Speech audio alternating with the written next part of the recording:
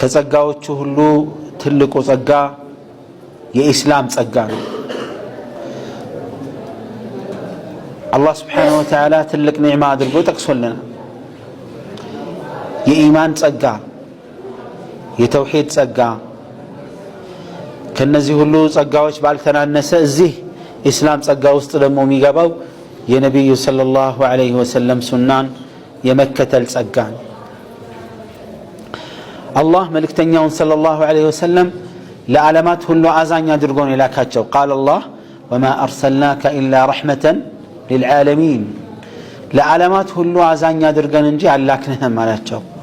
ለሙስሊሙም ለካፊሩም፣ ለትልቁም ለትንሹም፣ ለወንዱም ለሴቷም፣ ለሁሉም ማለት ነው። ለዓለም ሁሉ ነው አላህ ዐዘ ወጀል። ረሕመታቸው እንደየሁኔታው እንደየቦታው ይገለጻል። ስለሆነም ነቢዩ ዐለይሂ ሰላቱ ወሰላም ቀጥታውን መሐጃ የዲኑን መንገድ አብራርተዋል። ማስረጃንም በእኛ ላይ በግልጽ ማብራሪያ አቁመዋል። ነቢዩ ሰለላሁ ዐለይሂ ወሰለምን አላህ ምን አድርጓቸዋል?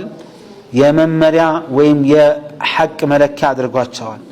ቢመዕና ሰዎችን ከጨለማዎች ወደ ብርሃን እንዲያሸጋግሩ መሪ አድርጓቸዋል።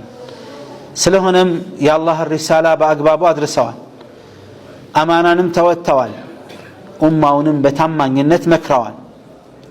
በአላህ Subhanahu Wa Ta'ala መንገድ ላይም የሚጠበቅባቸውን ተገቢውን ትግል በማድረግ አላህ ዘንድ ከአላህ ጋር ተገናኝተዋል። ዐለይሂ ሰላቱ ወሰላም ያመጡት መንገድ ግልጽና ጉልህ ነው። ምንም ማሻሚ የሌለው፣ አደናጋሪ የሌለው፣ አባጣ ጎባጣ የሌለው ግልጽ ያለ መንገድ ነው ይዘው የመጡት ረሱል ዐለይሂ ሰላቱ ወሰላም። ሐቅን አሰራጭተዋል፣ ኸይርን አሰራጭተዋል፣ ሐቅንም አብራርተዋል። የተሳሳቱ እምነቶችና አቋሞችና አመለካከቶችን መልሰዋል። ሰዎችንም አላህ Subhanahu Wa Ta'ala እንዲገዙ በንግግርም በተግባርም ለአላህ ተገዥ እንዲሆኑ አቅጣጫ አስይዘዋል። ስለሆነም ከሳቸው ህልፈት በኋላ ዐለይሂ ሰላቱ ወሰላም ማንኛውም ኡማ ማንኛውም ማህበረሰብ መስተካከልና ማማር የሚችለው የእሳቸውን ፈለግ ሲከተል ብቻ ነው። لماذا؟ لأن خير الهدي هديه صلى الله عليه وسلم كفلقوا كله مرطو فلق يساتشو فلق بمهون يتنسانوا عليه الصلاة والسلام. مرياتشن ناتشو أرآيانا مسالي ناتشو ሌላው ማህበረሰብ ምሳሌና አርአያ የሚያደርገው ጠፍቶት አርቲስቶችን፣ እግር ኳስ ተጫዋቾችን፣ ዘፋኞችን፣ ክብርና እምነት የሌላቸውን አርአያ ቢያደርጉም ቅሉ እኛ ግን አርአያ አለን፣ ምሳሌ አለን። የሚያስቀኑ ምሳሌ አርአያ መሆን የሚችሉ ታላቅ ምሳሌና አርአያነታቸውን አላህ من فوق 7 سماوات የመሰከረላቸው አሉ። نبي عليه الصلاة والسلام لقد كان لكم فيهم أسوة حسنة.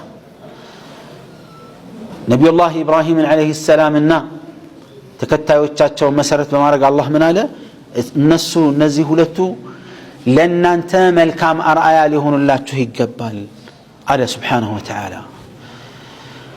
ملك تنياون عليه الصلاة والسلام متاززا كراسو كالله متازز قا ايايزون يا متاو يا أيها الذين آمنوا أطيعوا الله وأطيعوا الرسول. نانت آمان يوچوي الله انتاززوا ملك تنياون امتاززوا على. ثم يقول لقد كان لكم في رسول الله أسوة حسنة. ملك تنياون لأن أنت ملكام أرآيا تدرقوا الله جهال إلى الله. ملكام مسالي ملكام أرآيا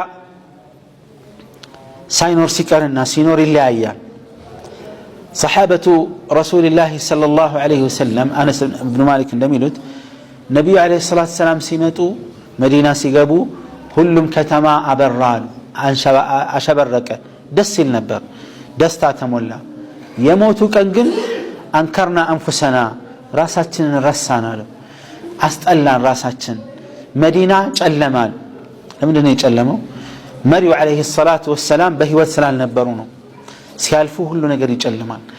ግን አልহামዱሊላህ ቢጨልምም ዲኑ አልጨለመም። ጥለውልን የሄዱት መንገድ መልካም ጎዳና ነው ያንን መንገድ በአደራ አስረክበው ነው ያለፉት አለይሂ ሰላቱ ወሰላም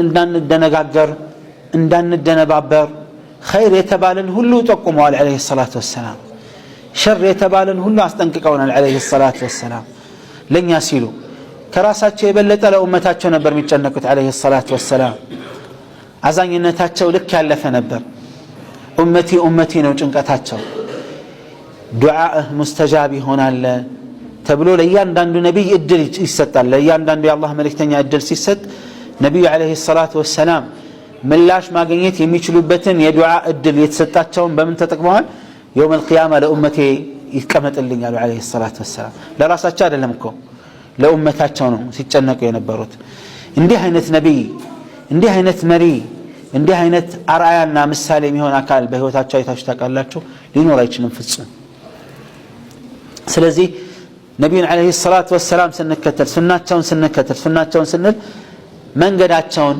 እምነታቸውን አቋማቸውን ክብርና ደስታ ነው የሚሰማን ሁሉ ጊዜ በምንም ሳንጨናነቅ በደስታና በሙሉ እርካታ ነው መከተል ያለብን አለይሂ ሰላቱ ወሰላም ምክንያቱም ከራሳቸው የበለጠ ለኡመታቸው ለኛ ነው የሚጨነቁት አለይሂ ሰላቱ ወሰላም ويقول الله يا أيها الذين آمنوا استجيبوا لله وللرسول أن أنت أمانيوش هوي يا الله إنا ملكت لا الله إنا لملكتني وترني من لا شتو إله يا أيها الذين آمنوا لا تقدموا بين يدي الله ورسوله إن أنت أمناتش سوتشوي كالله إنا كملكتني فيت ما أننا ما تسقدموا إلى سبحانه وتعالى